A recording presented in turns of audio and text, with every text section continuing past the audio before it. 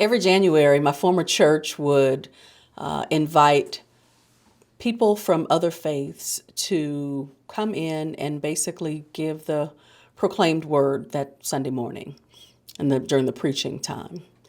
And it was to mark the fact that in the Epiphany narrative, there were people of other faiths who came to proclaim the King of the Jews had been born. And so we were always curious to wonder, like, what other proclamations were being made by God using the voices from people who practice other faiths. So when I was new to the staff, I wanted to bring in more diverse voices, some voices that hadn't been incorporated in previous interfaith month services. So one of the guys that I brought in was a member of the Nation of Islam. Powerful brother, did a great job. And the second person was, she practiced the Yoruba faith.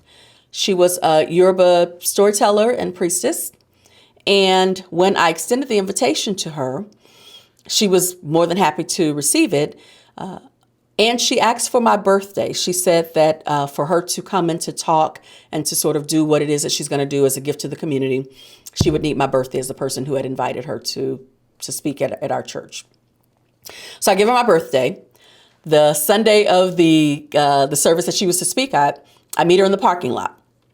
And she's, bringing some things. She has this like case or something with her.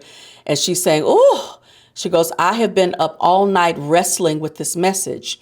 And she said, and I have something specifically to give to you, Alexis. And I thought, oh, okay. She was like, yeah, we got some, I have something I have to share with you. She goes, but I have to do it in private. It has to be just the two of us. And you've got to come to my home sanctuary to receive this message.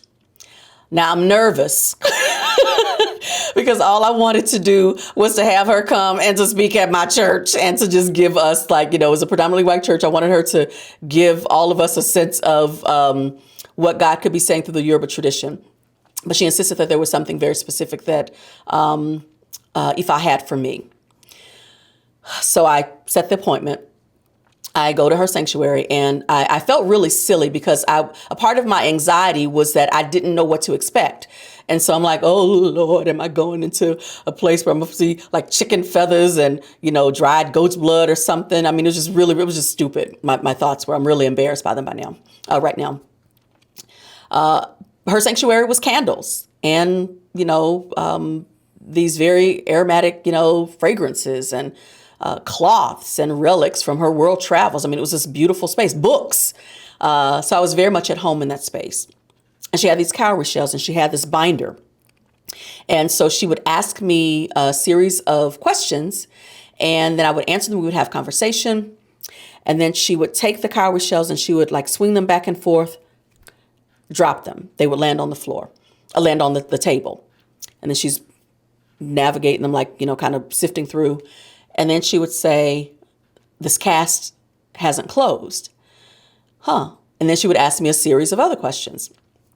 We'd have conversation. Then once again, she casts them back, was swinging them back and forth, drops them. They land on the table. She sifts through. The cast still won't close. She's really confused by now because she's convinced that there's a message for me. And then finally, the third question she says to me, why don't you have your own church? You've studied all of these years in seminary and you've been, you're very devoted to your faith. Why don't you have your own church? And I very easily and very clearly said to her, because I don't want one. I tell her I did not attend seminary because I wanted to be to do pulpit ministry. The world is my pulpit. I don't need to be locked or confined to a particular building for ministry. That was never my plan. And I said to her, I'm really enjoying, being an associate minister, serving as an artistic theologian, in this current assignment. It works for me. I'm good, actually. And then she starts to laugh and she says, okay, here is the message for you. You are a queen being drugged to her throne. You constantly play small to make other people feel better. You are bigger than this and you know it, but you keep pouring yourself into small spaces just so it can be easier. She says, but if you don't begin to possess the land that you have been given. If you don't do ultimately what you've been called to do, what you were born to do, you could bring sickness on yourself. She said, so stop playing small. And by now, I'm like crying. I'm like really like this particular message is landing. And so then she takes the cowrie shells, swings them back and forth, drops them on the table. The cast closed. That was the message for me. Stop playing small. I love that metaphor, queen being drugged to her throne.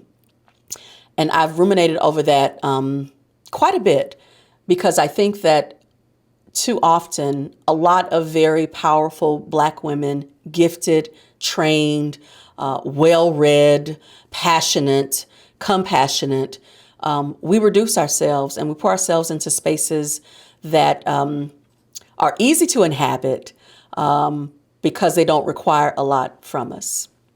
So ever since I had that reading with her, I spent that time, with this sister, I have been very, very careful to not play small and to, as she said, reign, queen,